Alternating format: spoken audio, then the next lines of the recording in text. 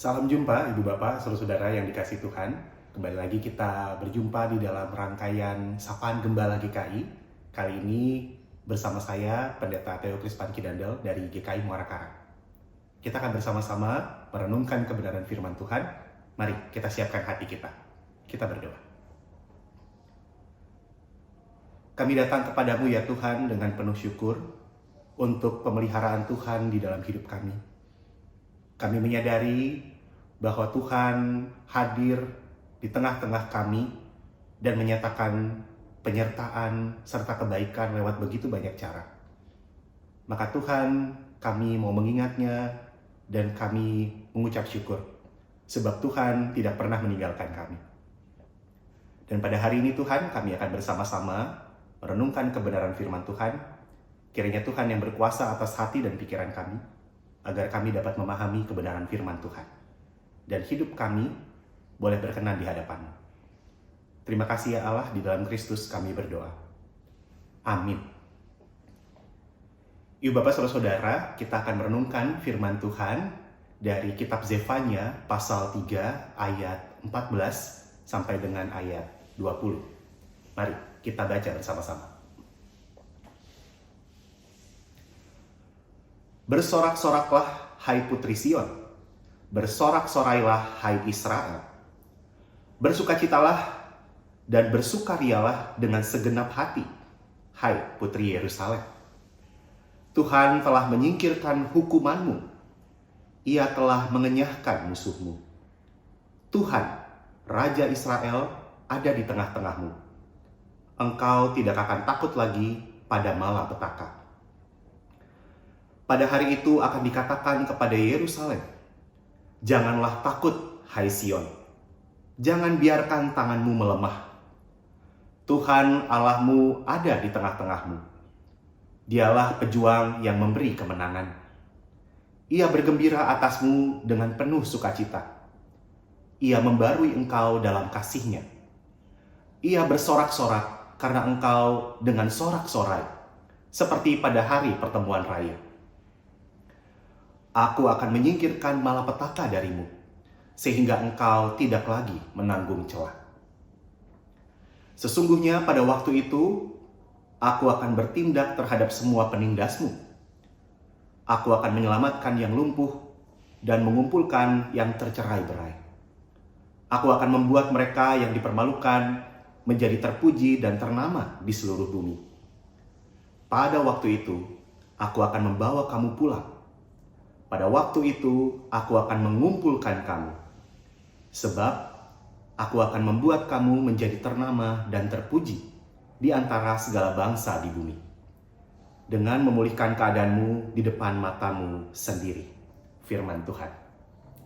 Demikianlah firman Tuhan, berbahagialah setiap kita yang membaca, merenungkan, dan melakukan firman Tuhan di dalam kehidupan kita. Ibu Bapak, saudara-saudara yang dikasihi Tuhan, pernahkah kita merasa takut? Ya, jawaban ini seperti basa-basi begitu ya. Tidak ada seorang pun di dunia ini yang tidak pernah merasa takut. Takut itu menjadi bagian yang manusiawi dalam kehidupan kita. Namun pertanyaannya, bolehkah kita takut?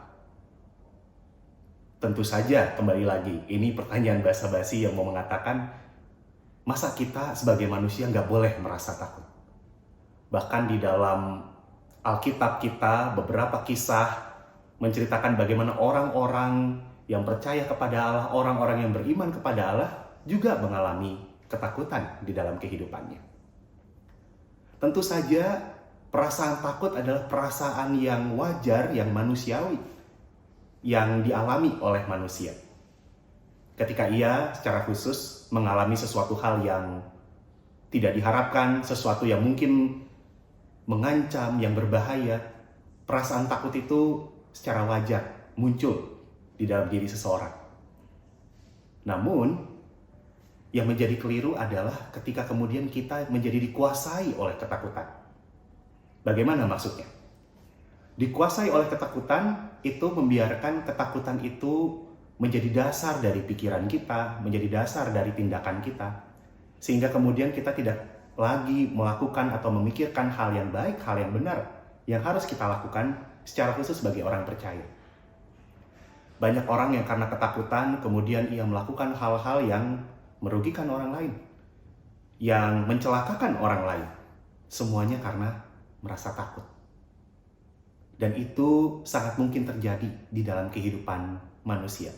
Dan juga mungkin dilakukan oleh kita. Tindakan-tindakan yang berdasarkan ketakutan. Dan tentu saja ketakutan itu punya potensi melemahkan.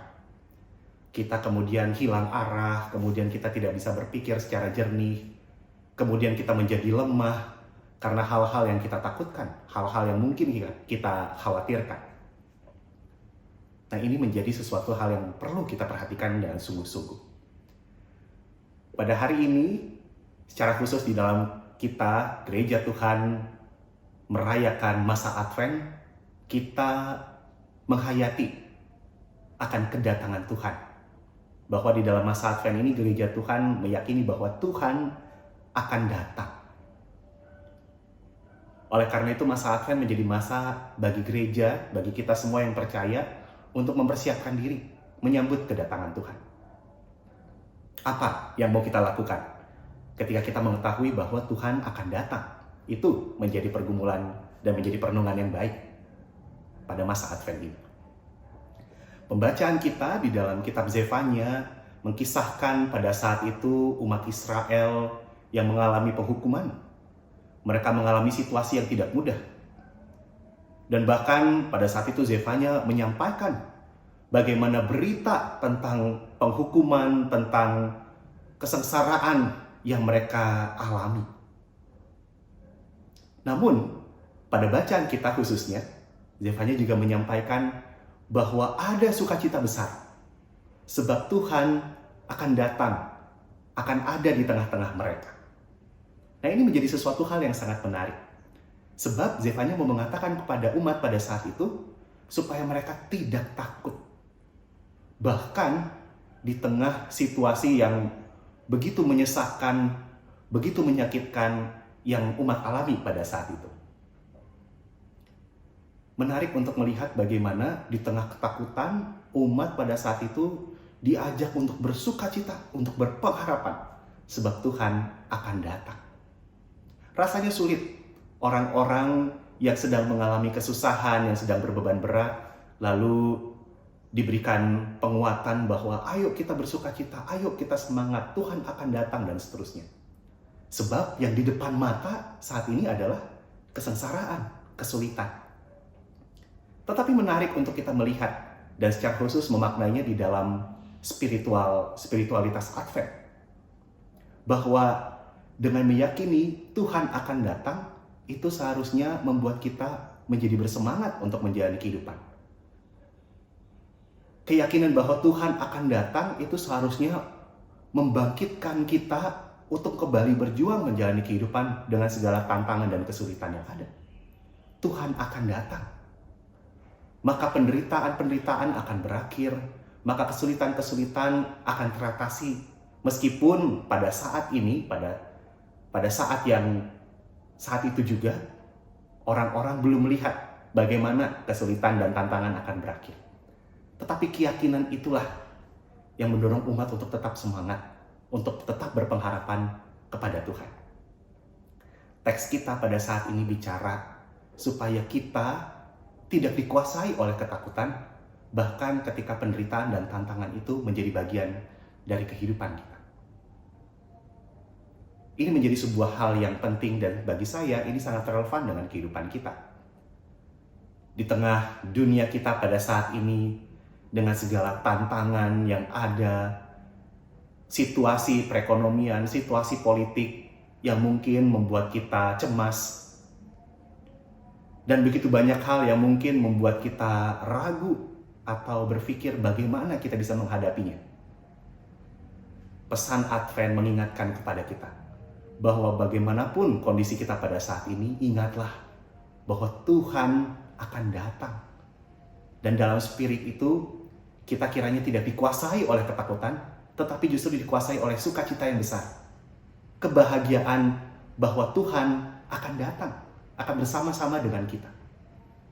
Spirit Advent mau mengajak kita untuk meyakini bahwa Tuhan datang pada waktu yang Ia akan tentukan. Dan dalam pengharapan itu, kita justru menghidupinya.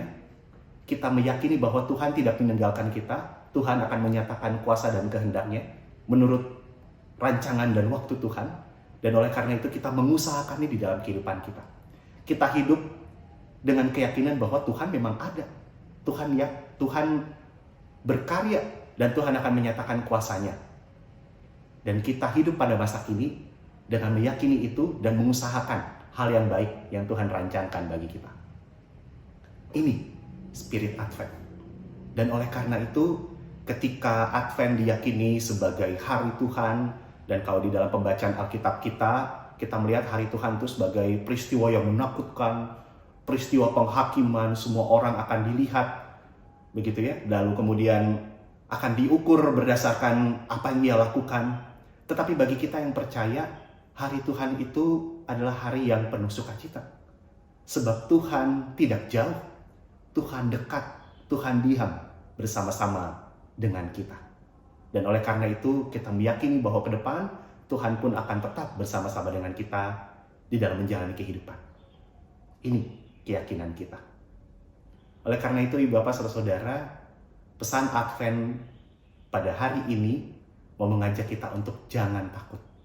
Jangan biarkan diri kita dikuasai oleh ketakutan. Sebab Tuhan akan datang. Tuhan akan menyatakan kuasa dan kemuliaan-Nya di dalam kehidupan kita. Bagi setiap kita di tengah pergumulan masing-masing, kita yang bergumul dengan kesehatan, kita yang bergumul dengan kondisi ekonomi, kita yang bergumul dengan begitu banyak hal yang mungkin menjadi perhatian dari pikiran kita, menjadi perhatian kita. Biarlah kiranya kita tetap berpegang teguh pada kehadiran Tuhan, pada kenyataan Tuhan yang Tuhan akan nyatakan di dalam kehendak dan rancangannya. Kiranya kita di dalam masa Advent ini kita merenungkan kembali kehidupan kita dan kita tetap memantapkan hati agar kita tidak dikuasai oleh ketakutan. Sebab Tuhan akan datang. Mari kita berdoa. Kepadamu ya Tuhan kami mengucap syukur karena firman Tuhan meneguhkan kami agar di dalam masa ini, di dalam kehidupan yang Tuhan percayakan kepada kami boleh tetap melangkah di dalam iman. Meskipun kami sebagai manusia merasa takut, merasa cemas, tetapi biarlah di dalam pertolongan Tuhan, ketakutan dan kecemasan ini tidak menguasai diri kami. Tetapi biarlah iman dan pengharapan yang menguasai kami, agar di dalam setiap tantangan dan pergumulan hidup, kami boleh melangkah, kami boleh mengerjakan apa yang baik, kami boleh tetap melangkah di dalam iman, dan mengerjakan apa yang Tuhan berkenan. Tuhan tolong kami, agar kami dapat mengerjakan, agar kami dapat mengusahakan apa yang baik yang Tuhan berkenan, bahkan di tengah situasi sulit yang saat ini sedang kami alami. Biarlah ya Tuhan firman ini melekat dalam hati kami dan kami nyatakan di dalam keseharian kami. Kami serahkan hidup kami seutuhnya ke dalam tangan Tuhan sebab Engkaulah pemilik dan pemelihara kehidupan kami. Di dalam Kristus kami berdoa. Amin.